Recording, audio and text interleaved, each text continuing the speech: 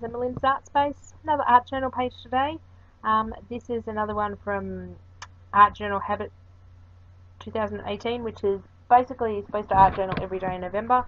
I majorly failed at doing it every day, but I got about 12, 13 layouts done over the month. I'm very behind in editing, as this is like December 3rd and I'm doing the third video. So these videos will come out over December and January, just because editing is very time consuming and it's my least favourite job. Unless I want to sit on the couch and do nothing and sit there and talk to myself. So I'm working in one of my altered books, so you can see the text in the background. So I like books from the 1960s or 70s because you want a paper that is absorbent. You don't want a thin paper like just a novel book, or you don't want a shiny book. So a bit particular with what books I work in. So I just showed you a colour card there. It was of an undersea scene. So the prompt was below. Should get to the prompt first. So the prompt was below, so I thought below the water. So I picked up this really old book I picked up, and it had like a coral scene on it. So I decided to do my interpretation of that. I unfortunately did it with a water-soluble texter, which, after I applied this clear gesso over the top just to seal the page and give my watercolours a bit of ground so they don't soak into the pages, and that's homemade clear gesso. I discovered that pen is not waterproof. It is advertised as a permanent pen, but obviously not permanent enough. But that's alright. It did not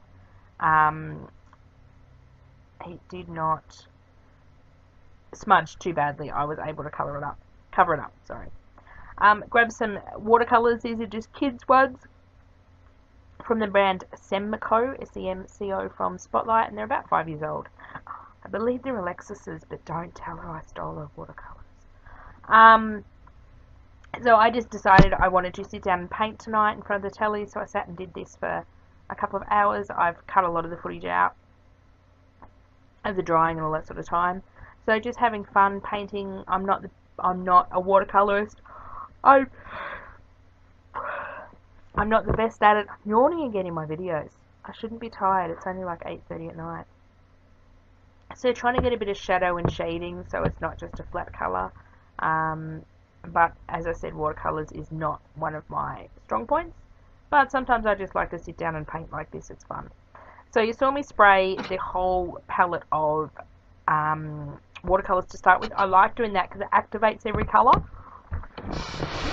And then I don't have to keep dipping my paintbrush because I'm probably a bit lazy. Sorry, I keep moving it around trying to find the best position for it. So these are sort of the children's cake watercolours, so you do need to activate them, and they dry quite well. They dry a little chalky, but they're a good sort of, they're nice bright colours actually. I love the colour, I love the intensity of the colours. Sometimes you get some kids' watercolours. There we go, yawning again. Seriously, I don't start to yawn until I sit down and do a voiceover. You must think I'm chronically tired all the time, but I don't know what it is. Maybe voiceovers are boring. So I tried especially hard on those, I don't know what they are, the round things that come up. I suppose they're a coral crustacean thing. Tried to get a nice lot of depth and shadow on those.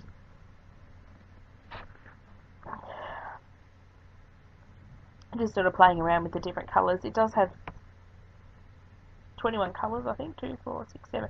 21 colours. So you do have a fair variety of colours. Some of the colours are a bit weird. The reason I put the clear gesso on the page because it allows the watercolours to sit on top of the paper as opposed to soak in just to the raw paper. I find I like working on the clear gesso.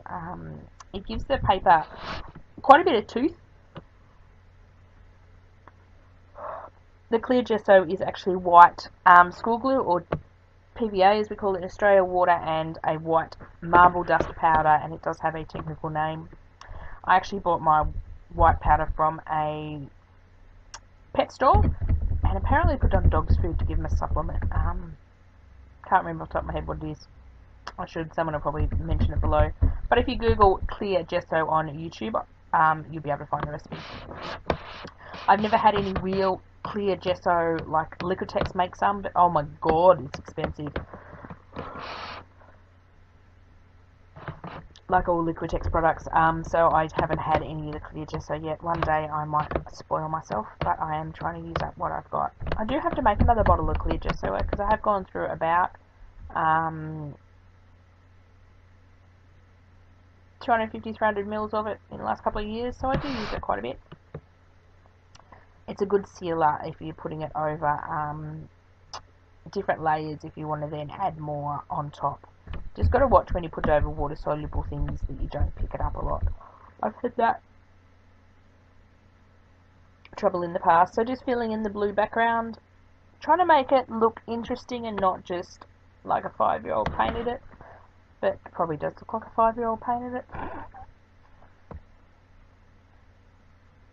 Sort of did the wave up the top, so wanting to make it sort of darker above the wave line and then lighter below, so there is sort of a definite... Oh god, what is it with the yawning? Maybe I should stop this voiceover and start again when I'm not so... No, I'm not really tired, it's just I've sat down and been out gardening today. I went out and hacked back the lavender bush that was overgrowing in my front yard. I've hacked it back so many times, it should get the point. Do not grow over my path to my front of my door, but it doesn't, so... we've now got a very small lavender bush. Oops, I probably cut it back too much, and the wrong time of year, but oh well, that happens. I'm not the best at gardening. I sort of know enough to get out of mischief, but we now have a considerably smaller lavender bush. This will stop the bees from hanging around my front door as well, because it had lots of flowers on it.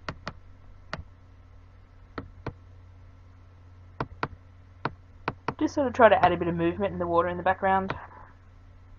I do like this style. It's not realistic, it's not sort of cartoon, it's sort of about halfway in between.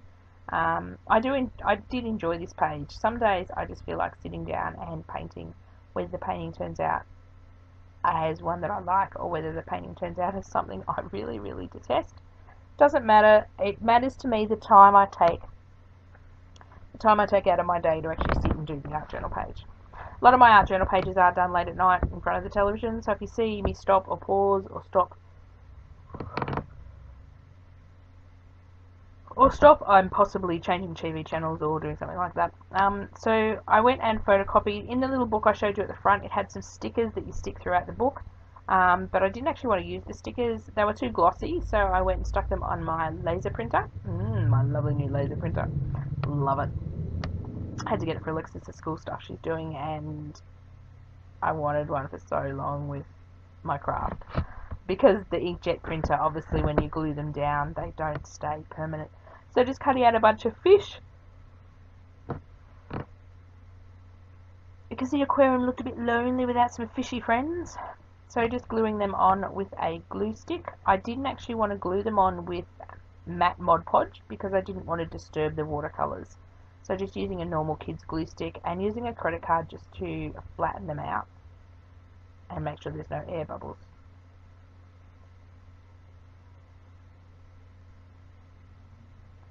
I love my fish swimming around. They almost look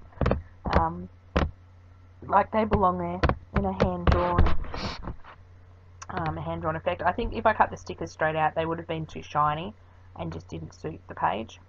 So I've just grabbed a chalk marker. I don't have a love-hate relationship with white pens.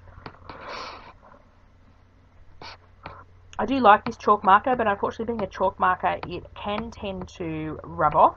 So I do give my page a coat of just generic, very cheapo hairspray, just to seal in the chalk, like you'd seal normal pastels.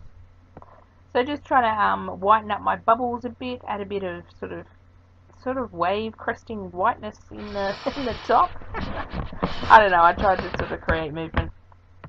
And then I've decided to go around my little creatures, my little fish, with a watercolour pen. I'm in the market for a Stabilo All, which writes a bit better on all surfaces. This watercolour pen sort of skips around a bit, especially over shiny surfaces, I think.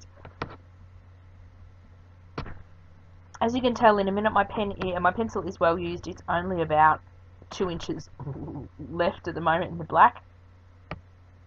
So I do need to track down a Stabilo All pencil. They're a bit hard to come by in Australia. Every time I've seen one at a show, by the time I've inquired, they've always been sold out. I'll probably just have to order one online. trying to use what I have this year, so sort of I do want like the Stibler all, but I'm trying to put it off and use this pencil up until nothing's left. And then I will go out and buy one. I believe I do have a black Intense pencil around somewhere, but it again doesn't like to write on all surfaces. So just adding a bit of shadowing behind the... Sorry, around the fish. Oh my god, this yawning is beyond a joke at the moment. Maybe I'll have to go get a big glass of water before I do the next voiceover. Then I decided to border it. I like doing scribbly borders around my pages at the moment. It just gives them a sort of a bit of a frame and gives your eye something to stop at when you're sort of looking around the page, which is always handy. Otherwise my eye would wander off the page and over to the desk and the remote. Got to have the remote on your desk when you're crafting. So just deciding if I want any more fish. Didn't decide to add any more fish. I've got a few still photos at the end. Just adding a bit more shadowing and activating the watercolour pencil with water. Let me know, or there I'm going and spraying the hairspray for the chalk marker.